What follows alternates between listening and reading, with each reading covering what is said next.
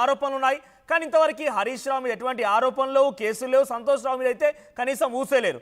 సంతోష్ రావు కొంతమంది వ్యక్తులతోని రకరకాల ప్రయత్నాలు చేయించినా కూడా ఆయనపై ఎటువంటి కేసు లేదని చెప్పి చాలా క్లియర్గా కవిత చెప్తున్నారు. ఒకసారి కాంగ్రెస్ ప్రతినిధి ఇంద్రాశోభన్ గారితో మాట్లాడదాం. ఇంద్రాశోభన్ గారు, రేవంత్ హరీష్ రావు ఫ్లైట్ ముచ్చట ఇక్కడ వరకు దారితీసింది. పాపం ఊరికనే కవితను బలి చేశారు. ఇద్దరు ఫ్లైట్లో వచ్చిన సమయం ఏం టాక్ జరిగినాయి, అసలు కవిత ఎట్లా బలైంది ఫ్లైట్లో జరిగిన విషయాలపైన? ఫస్ట్ ఆఫ్ ఆల్ ప్యానెల్లో ఉన్న ఇద్దరు సోదరులకు, మీకు అలాగే ఆర్టీవీ ప్రేక్షకులకు గుడ్ ఆఫ్టర్నూన్.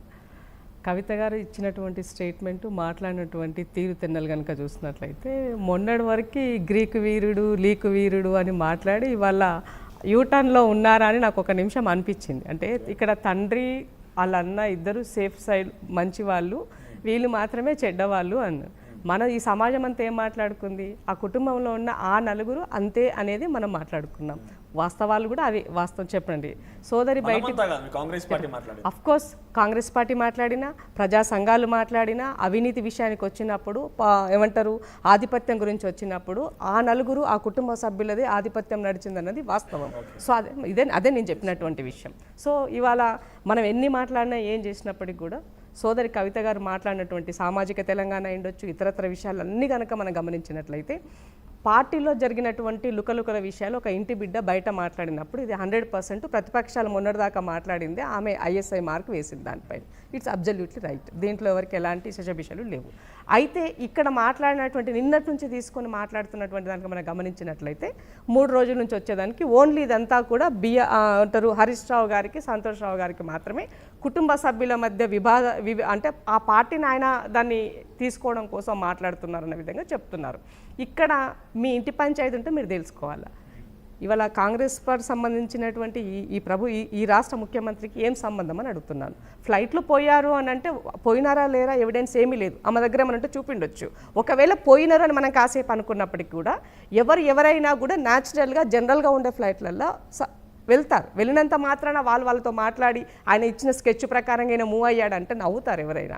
హరీష్ రావు అనేటువంటి వ్యక్తి అయినా పోనీ మొన్నటిదాకా కవితని వాళ్ళ పార్టీ వాళ్ళు ఏం చెప్పినారు, వాళ్ళ అన్న కూడా కొన్ని సందర్భాల్లో ఇండైరెక్ట్ కూడా చెప్పినారు. సో దీని వెనక రేవంత్ రెడ్డి గారే ఉన్నారని మాట్లాడారని వాళ్ళు కూడా చెప్పినారు. మరి రేవంత్ రెడ్డి గారు చెప్పినట్టు నడుచుకొని ఇవన్నీ నువ్వు బయట పెట్టి మాట్లాడినావా అని అడుగుతున్నాను నేను. సో మనం మాట్లాడేటప్పుడు కూడా పొలిటికల్ లైన్లో అవతల వాడు నమ్మే విధంగా ఉండాలి, నమ్మశక్యంగా ఉండాలి. నీ కుటుంబాన్ని ముక్కలు చేసింది నువ్వు. కాళేశ్వరం 3 పిల్లర్లు ఏ విధంగా 3 ముక్కలు అయ్యిందో ఇవాళ నీ ఇల్లు నీ కుటుంబం కూడా నీ పార్టీని కూడా 3 ముక్కలు నువ్వు చేసినావు. చేయడానికి కారణము నువ్వే. కర్త కర్మ క్రియ.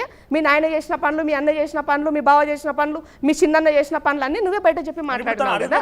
సో దానికి మమ్మల్ని ఎందుకు బాధ్యులను చేస్తున్నాను. కాళేశ్వరం పైన ఆరోపణల విషయంలో కేసీఆర్ పై ఆరోపణలు వస్తున్నాయి. కేసీఆర్ పైన కేసీఆర్ సిద్ధంగా అయ్యారు. కానీ హరీష్ రావు విషయంలో, భూ కబ్జాలు చేసినటువంటి సంతోష్ రావు విషయంలో కూడా ఎందుకు కేసులు లేవు? తప్పకుండా కేసులు ఉంటాయి. కేసులను అంత ఈజీగా వీళ్ళని పక్కకు తప్పించే పరిస్థితి ఉండదు. రెండో విషయం ఏంది అని అంటే ఇవాళ కేసీఆర్ అనేటువంటి వ్యక్తి పార్టీ ప్రెసిడెంట్. గత ప్రభుత్వంలో అన్ని నిర్ణయాలు కేసీఆర్ ద్వారానే జరిగినాయి. కాబట్టి ఫస్ట్ ప్రథమ ముద్దా ఎవరు ఉంటారు, కేసీఆర్ గారే ఉంటారు. రెండోరు ఎవరు ఉంటారు, కేటీఆర్ అనేటువంటి పార్టీ ప్రెసిడెంట్. ఆయన డైరెక్ట్గా ఇన్వాల్వ్ అయ్యి షాడో సీఎంగా పనిచేసినటువంటి అంశాల పట్ల ఈ ప్రభుత్వం ఎంక్వైరీ చేసిన దాంట్లో ముందు పెట్టినారు. నెక్స్ట్ ఇరిగేషన్కి వచ్చినట్లయితే ఇరిగేషన్లో హరీష్ రావే, కేసీఆర్ తర్వాత మొత్తం అన్ని హరీష్ రావు గారే. ఇవే విషయాలు ప్రభుత్వం తీసుకుంది తప్ప ఇక్కడ రేవంత్ రెడ్డి గారి పర్సనల్ ఇంటెన్షన్ ఏముంటుంది, కాంగ్రెస్ పార్టీ పర్సనల్ ఇంటెన్షన్ ఏముంటుంది అని అడుగుతున్నా. తెలంగాణ ప్రజల సొమ్ము ఎట్లా దోచుకొని ఎట్లా దాచుకున్న దానికి వాళ్ళ ప్రశ్న. ఇవాళ సిబిఐ ఎంక్వైరీ చేసినప్పుడు ఇవాళ నా సోదరి కవిత దగ్గర నుంచే మొదలు పెట్టాలని నేను అడుగుతున్నాను. ఎందుకనంటే ఆ కుటుంబంలో ఫస్ట్ అన్ని రహస్యాలు తెలిసిందని నువ్వే కాబట్టి తప్పకుండా నీ ద్వారా అన్ని మొదలుపెట్టి ఇవన్నీ జరగాల. ఆడలేక మధ్యలో బాలేనట్టుగా మీ యొక్క రాజకీయంలో మీ యొక్క కుంపట్లో మరి దాచుకున్న డబ్బుల్లో వాటాలు చక్కగా రానందుక ఈ కుంపట్ అన్నది కూడా ఈ సమాజం మాట్లాడుకుంటుంది కదా. సో ఇవాళ ఎవరు ఎన్ని చెప్పినా ఏం మాట్లాడినా కూడా కవిత గారు చెప్పేటువంటి మాటలకి, కవిత మాట్లాడి పార్టీ మీద కాంగ్రెస్ పార్టీ పైన ముఖ్యమంత్రి గారి పైన చేసే ఆరోపణల పైన పసలేదు, సానిడిటీ లేదని తెలియజేస్తున్నా. ఇవాళ మా సోదరు ఇంకేమో సామాజిక తెలంగాణ గురించి మాట్లాడిన దాంట్లో మా నాయన దళితులకు భూమి ఇచ్చినాడు కాబట్టి ఇది సామాజిక తెలంగాణ కోసం కాదా, మా యొక్క ఉత్పత్తి కులాలకు, మా బీసీ కులాలకు సంబంధించిన దాంట్లో వాళ్ళకి ఏదో చేయాలని ఒక ప్రయత్నం చేశాడు, అది సామాజిక తెలంగాణ. ఆ రోజు మాట్లాడిన సామాజిక తెలంగాణ ఏ కంటెంట్లో మాట్లాడినారు మీరు? తెలంగాణ అనేది భౌగోళికంగా వచ్చింది కానీ సామాజికంగా రాలేదు, దీనికోసం నా ప్రయత్నం చేస్తున్నాను చెప్పింది ఆమె. ఇవాళ స్టేట్మెంట్ మార్చి మళ్ళీ అందుకని అంటున్నా బీఆర్ఎస్ పార్టీ నిన్న చేసినటువంటి దాంట్లో చాలా క్లియర్ కట్గా నేను ఒకటే అడగదలుచుకున్నా. గతంలో ఆల నరేందర్ గారినైనా విజయశాంతి గారినైనా విజయ రామారావు అయినా కూడా నాయక్ గారినైనా కూడా వీళ్ళందరినీ మీరు ఎక్స్పెల్ చేస్తారు, సస్పెండ్ చేయాలి, ఎక్స్పెల్ చేశారు. ఇవాళ మీరు కవిత గారు మీ పార్టీని ఇంత నష్టం చేసిందని మీరు చెప్తున్నటువంటి నేపథ్యంలో ఓన్లీ సస్పెండ్ చేశారు. మీరు సస్పెండ్కి ఎక్స్పెల్కి లాట్ ఆఫ్ డిఫరెన్స్ ఉంది. సో రేపు తండ్రి బిడ్డల బంధము, అన్నా చెల్లెల అనుబంధము వీటన్ని బలపడి మళ్ళీ తిరిగి అన్న నన్ను క్షమించి అన్న దగ్గర తీసుకోమంటే మరి వస్తారా, తీసుకుంటారా అని అడుగుతున్నాను. రేవంత్ రెడ్డి హరీష్ రావు డైరెక్ట్ చేస్తున్నారు, రాజకీయ కోణంలో ఏదో చెప్పాలి కదా తమ్మి. కవిత అంటున్నారు. నేనేం చెప్తున్నా, మీరేమంటారంటే కవితను డైరెక్ట్ చేసిరా మరి హరీష్ రావు రేవంత్ మాట కేటీఆర్ అంటున్న ప్రకారంగా రేవంత్ కవితను డైరెక్ట్ చేస్తున్నారు అని అడుగుతున్నారు. సో ఇప్పుడు రేవంత్ రెడ్డి హరీష్ రావుకి చెప్పిండా కవితకు చెప్పిండా? మీరేం చెప్తారు? నేను ఒక మాట ఏం చెప్తున్నానంటే మాకెవరి గురించి ఎవరికి చెప్పాల్సి ఉంటే అవసరం లేదు. చెప్పితే వినే అంత మూర్ఖులు కూడా వాళ్ళు కారు. ఎందుకు అని అంటే దే నో ఎవ్రీథింగ్. అందరూ కూడా పవర్ ఎట్ స్ట్రాంగ్. మొన్నటిదాకా కేసీఆర్ ముఖ చిత్రం, ఇవాళ కేసీఆర్ గారు సైడ్ అవుతున్న సందర్భంలో వీళ్ళంతా కూడా పార్టీ ఆధిపత్యం కోసం వీళ్ళ యొక్క పోరాటం, వారి యొక్క ఆ స్వార్థ రాజకీయమే తప్ప ఇక్కడ కాంగ్రెస్ పార్టీని రాజకీయ కోణంలో ఇన్వాల్వ్ చేస్తే ఏదో అడ్వాన్స్ ఏదో వాళ్ళకి ఏదో బెనిఫిట్ అవుతుందని దాంట్లో. లేకపోతే మరి హరీష్ రావు ఏమన్నా రేపు బీజేపీ వైపుకి వెళ్తున్నటువంటి సందర్భం ఏమైనా కనబడుతుందో ఏమో, ఆ సందర్భంలోనే ఆయనను ఈ రకంగా చేసి జనాల్లో వదిలేనేమన్నా స్కెచ్ గీసుకున్నారో మనకేం తెలుసు. రాజకీయ కోణంలో ఏదైనా జరిగి ఉండొచ్చు, నేను కాదనట్లే. బట్ కానీ ఇక్కడ కాంగ్రెస్ పార్టీని ఇన్వాల్వ్ చేయడం సరైనది కాదు. కవిత గారు చేసినటువంటి స్టేట్మెంట్ ఇంకొక స్టేట్మెంట్ కోట్ చేశారు. హుజురాబాద్ ఉప ఎన్నికల సమయంలో హరీష్ రావు అక్కడ ఇన్ఛార్జ్ గా ఉన్నారు. ఆయన రేవంత్ రెడ్డి అక్కడ ఒక వ్యక్తిని వెంకట బలమూరినప్పుడు అభ్యర్థిగా ప్రకటించి కాంగ్రెస్ పార్టీ ఎట్లా ఓడిపోతున్న వాదన అప్పుడు ఆయన కోట్ చేశారు ఆ పదాన్ని. సో హరీష్ రావు గారేమో అక్కడ డైరెక్ట్గా కాంగ్రెస్ పార్టీ ఓడిపోతుందని చెప్పి రేవంత్ రెడ్డి చెప్పడం, హరీష్ రావు అక్కడ ఇక్కడ ఇన్ఛార్జ్గా వేయడం, ఇద్దరు కలిసి ఇట్లా అయిందని గెలిపించారు. సో అప్పటి నుంచి వీళ్ళ బంధం ఇంకా ముడిపడింది, ఇంకా స్ట్రాంగ్ అయింది అని చెప్పి చెప్తున్నారు. ఉదాహరణ కూడా చెప్తున్నారు. ఒక రకంగా ఇప్పుడు ఈ విషయాలు ప్రజల్లోకి వెళ్ళినా కూడా ప్రజలు కూడా నిజమైన నమ్మే అవకాశం కూడా ఉంటుంది. ఒకటి చెప్తాను, హుజురాబాద్ ఎలక్షన్ ఎన్నిక బై ఎలక్షన్ అనేది కంప్లీట్గా డిఫరెంట్. ఈటల రాజేందర్ అనేటువంటి వ్యక్తి ఒక తెలంగాణ మూవ్మెంట్ నుంచి వచ్చినటువంటి వ్యక్తి. అప్పుడు ఆ రోజు కేసీఆర్ గారు ఆయనని బయటకు పంపించినటువంటి తీరు కూడా చాలా ఈ సమాజం అంతా కూడా ఆయన పట్ల సానుభూతిని చూపింది. సో ఒక పార్టీలో పుట్టి పెరిగి వచ్చిన తర్వాత ఒక అవినీతి మరక వేసి ముద్ర వేసి ఆయనని ఆగం పట్టించారన్నది ఆ రోజు చాలా సింపతి ఉంది ఈటలందరి గారి పైన. సో ఆ సందర్భంలో జరిగినటువంటి ఎన్నికగా మనం చూడాలి తప్ప ఇవాళ మేము కాంగ్రెస్ పార్టీలో ఏదో చేస్తే అప్పటికి కాంగ్రెస్ పార్టీ ఆ సందర్భంలో ఆ మూమెంట్ ఆ సిచ్యువేషన్లో మేము చాలా టఫ్ సిచ్యువేషన్లో ఉన్నాం. అప్పుడు కాంగ్రెస్ పార్టీ చాలా టఫ్ సిచ్యువేషన్లో ఉంది. అట్లాంటప్పుడు బల్మూరి వెంకట్కి మా ఎన్ఎస్ఏ ప్రెసిడెంట్గా టికెట్ ఇచ్చినాం, లోకల్ వాడు కాబట్టి టికెట్ ఇచ్చినాం. సో ఆ ఎన్నికలకి ప్రజలు డిసైడ్ చేసినట్టు మీరు ఒకటి గుర్తుపెట్టుకోండి.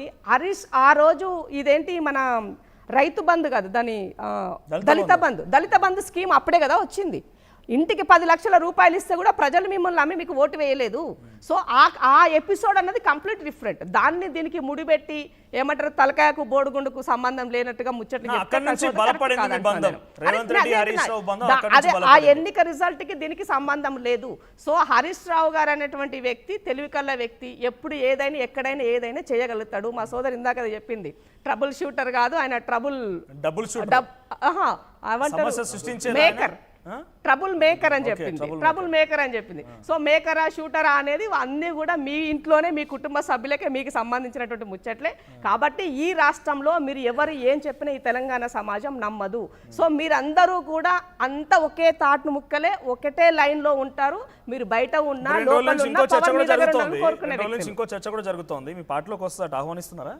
మా పిసిసి గారు నిన్న చెప్పినట్టుంది, మా దగ్గర అలాంటి చర్చే లేదు, మాకు అలాంటిది లేదని కూడా మా పిసిసి గారు చెప్తున్నారు. నాకు అర్థమైంది ఏంటంటే ఇవాళ నిన్న కాంగ్రెస్ నుంచి ఒక లైన్ వచ్చింది, బీజేపీ నుంచి ఒక లైన్ వచ్చింది.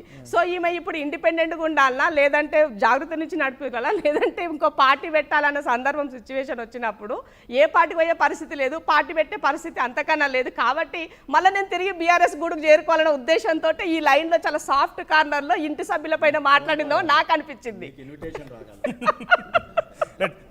బీజేపీ మన కుట్రలు చేసిందా కవిత ఈ రకంగా డిసిషన్ తీసుకోవడం పైన?